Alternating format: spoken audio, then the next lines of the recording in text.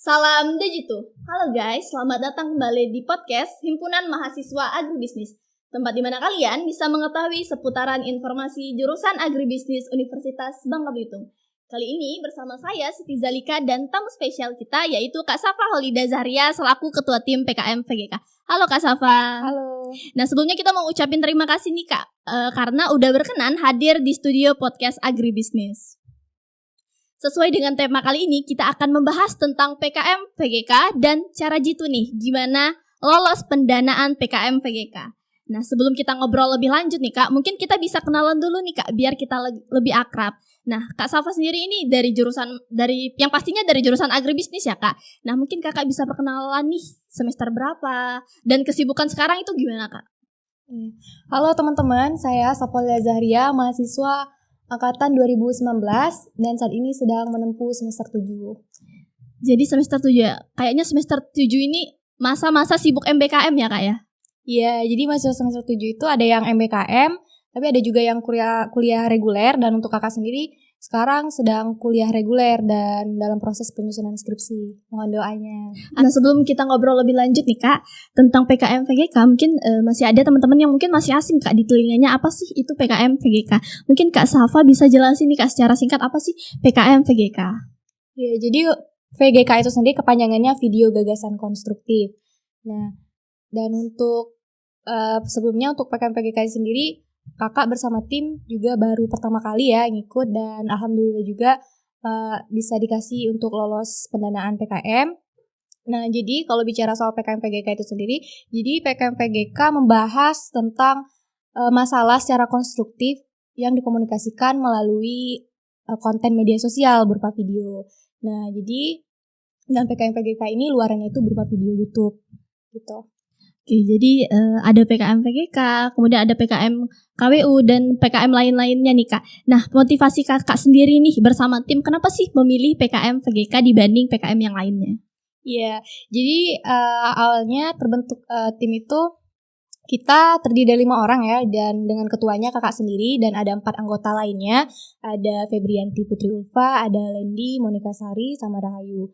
Dan untuk awalnya itu kita ikut PKM VGK ini sebenarnya untuk memenuhi tugas mata kuliah. Nah, tapi kita mikirnya nggak mau asal-asalan gitu buat memenuhi tugas aja. Kita pengennya juga kompetisi di PKM ini, jadi harus dikerjakan dengan sungguh-sungguh gitu awalnya. Oke, jadi mengoptimalkan ya Kak, biar karena juga ikut berkompetisi ya kan ya. Nah tadi kakak sebutin juga ya ada 5 orang, pastinya bakalan berbeda pendapat. Nah kakak sendiri selaku ketua tim gimana nih Kak cara menyatukan perbedaan pendapat tersebut sehingga bisa direalisasikan dan terbentuklah PKM VGK ini Kak? Ya, jadi tentunya ya karena itu tim beda kepala pastinya beda pendapat juga. Nah, untuk menyatukan pendapat itu awalnya kita sepakatin dulu mau bahas masalah tentang apa. Kita harus milih dulu temanya, ada bahas tentang isu nasional dan ada juga tujuan pembangunan berkelanjutan atau yang dikenal dengan SDGs. Itu ada 6 isu nasional ya. Ada tentang korupsi, narkoba, NKRI, kemudian bencana, bahasa daerah, dan konservasi sumber daya hayati. Dan untuk SDGs-nya itu sendiri ada 17. Tuh. Dan untuk yang kami pilih itu ada SDGs tentang Zero Hunger dan Life on Land. Nah, jadi setelah itu barulah dilakukan brainstorming. Itu penting banget untuk dilakukan brainstorming, di mana itu dilakukan diskusi. Nah, untuk mencari solusi dari masalah yang udah kita tentukan tadi. Nah, setelah dalam diskusi ini tentunya itu penting ya untuk dipimpin oleh ketua untuk mengeluarkan gitu. Jadi tiap anggota itu mengeluarkan ide-ide yang kreatif, yang out of the box, dan kemudian dicatat dan disimpulkan lah sehingga didapatkan konsep untuk PKM PGK itu sendiri mau yang gimana. Oke, nah pastinya tidak terlepas juga ya Kak dari dosen pendamping. Nah gimana sih Kak cara menentukan dosen pendamping yang tepat dengan konsep yang Kakak ajukan? Iya, jadi untuk dosen pendamping itu sendiri kita awalnya konsultasi dulu ya sama dosen mata kuliah, dosen pengampu mata kuliahnya yaitu Pak Andra. Kemudian Pak Andra nyaranin nih untuk dosen pendamping itu yang sesuai sama tema yang kami angkat gitu, untuk gagasan yang akan kami ajukan.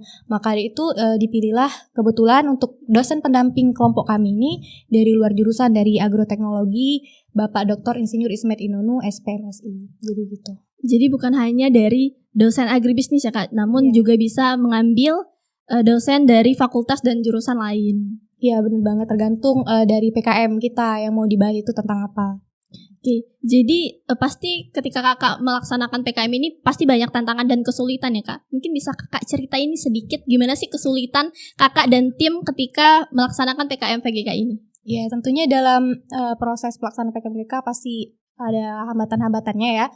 Dan untuk kelompok kami sendiri sebenarnya karena kami ini timnya itu terdiri 5 orang dan kebetulan semuanya dari jurusan agribisnis dan angkatan yang sama, maka akan lebih baik gitu kalau bisa kolaborasi dengan jurusan lain ataupun fakultas lain dan lintas angkatan juga biar bisa transfer ilmunya dan juga bisa memperkuat ide yang akan diusungkan gitu.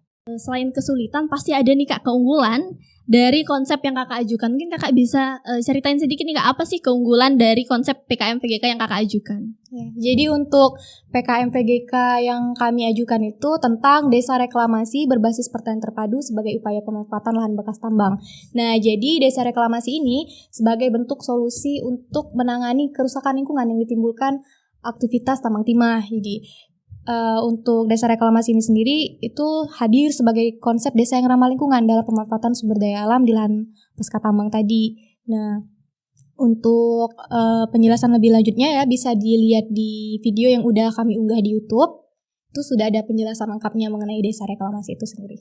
Di YouTube Kakak sendiri? Iya benar, itu diunggah di YouTube pribadi ketua atas nama Safalya Zahria gitu. Jadi buat teman-teman yang mungkin penasaran ya Kak sama video PKM PGK oleh tim Kak Safa, mungkin bisa subscribe dan tonton video di YouTube Kak Safa Holida. Iya. Nah mungkin tadi keunggulan dari Kakak memilih konsep tentang timah adalah karena kita juga ini ya Kak ya, salah satu daerah penghasil tambang timah yang pastinya banyak lahan-lahan yang belum dimanfaatkan secara benar oleh masyarakat. Nah mungkin kita udah ngobrol panjang lebar nih Kak tentang PKM PGK. Nah mungkin Kakak bisa nggak kasih tips atau cara jitu gimana sih lolos pendanaan PKM PGK? Ya, jadi untuk kasih tips sebenarnya ya Kakak rasa juga Kakak belum terlalu pro untuk PKM ini sendiri, dan di luar sana masih banyak yang lebih expert untuk ngasih tips PKM. Dan kebetulan juga kelompok Kakak masih sampai di tahap pendanaan, belum sampai ke PIMNAS, belum dikasih kesempatan untuk tahun ini. Tapi ya nggak ada salahnya ya kita mau berbagi ataupun sharing mengenai tipsnya berdasarkan pengalaman yang udah Kakak rasakan gitu. Yang pertama itu harus komitmen gitu, harus niat sungguh-sungguh mau ikut kompetisi di PKM ini gitu. Gak bisa kita bikin PKM itu hanya asal-asalan aja gitu, hanya untuk sekedarnya aja gitu, harus sungguh-sungguh. Nah setelah itu penting untuk seperti yang kita bahas sebelumnya ya, untuk kolaborasi gitu, menghasilkan kolaborasi yang baik itu dengan membentuk tim yang berasal dari lintas jurusan ataupun lintas fakultas, dan dianjurkan juga untuk lintas angkatan biar bisa transfer ilmunya gitu. Nah setelah dibentuk tim, selanjutnya kita tuh harus update dengan masalah-masalah terbaru gitu, harus kepo dengan masalah yang ada di lingkungan sekitar biar kita bisa nemu solusi yang bisa dijadikan ide PKM kita, yang bisa dijadikan judul PKM yang akan kita ikuti gitu. Nah setelah itu dilanjutkan dengan penyusunan proposalnya. Nah, dalam penyusunan proposal ini penting banget ya pokoknya untuk menaati aturan ataupun panduan nih yang udah ditetapkan oleh pihak Kemdikbud. Nah, jadi dalam PKM ini, jadi selain mahasiswa itu dituntut untuk kreatif, juga kita harus taati aturan. Karena format PKM ataupun administrasinya itu menjadi hal yang fatal kalau nggak diikuti. Percuma aja kalau kita udah punya ide kreatif tapi nggak sesuai sama ketentuannya, itu biasanya nggak akan lolos. Nah itu. Dan setelah adanya dengan teliti ya nyusun proposalnya, baru dilanjutkan dengan proses penguploadannya gitu. Dan juga jangan lupa untuk bimbingan ya dalam pembuatan proposal tuh penting banget kita untuk selalu bimbingan dengan dosen pendamping biar revisi proposalnya dan dihasilkanlah proposal yang bagus dan siap upload. Dan juga ya sedikit menambahkan juga untuk penguploadan itu jangan mepet sama deadline gitu, karena kan PKM ini sendiri diikuti oleh seluruh daerah ya di Indonesia, biasanya berbagai universitas yang mengikutinya. Dan untuk itu maka disarankan untuk nggak upload proposal itu mepet-mepet deadline, karena kan percuma kita udah bikin proposalnya bagus-bagus tapi nggak bisa upload, ya sia-sia dong. Nah, mungkin itu aja sih.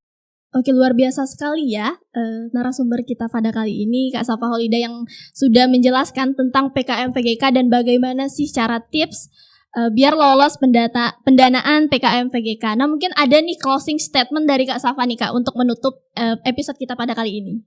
Iya.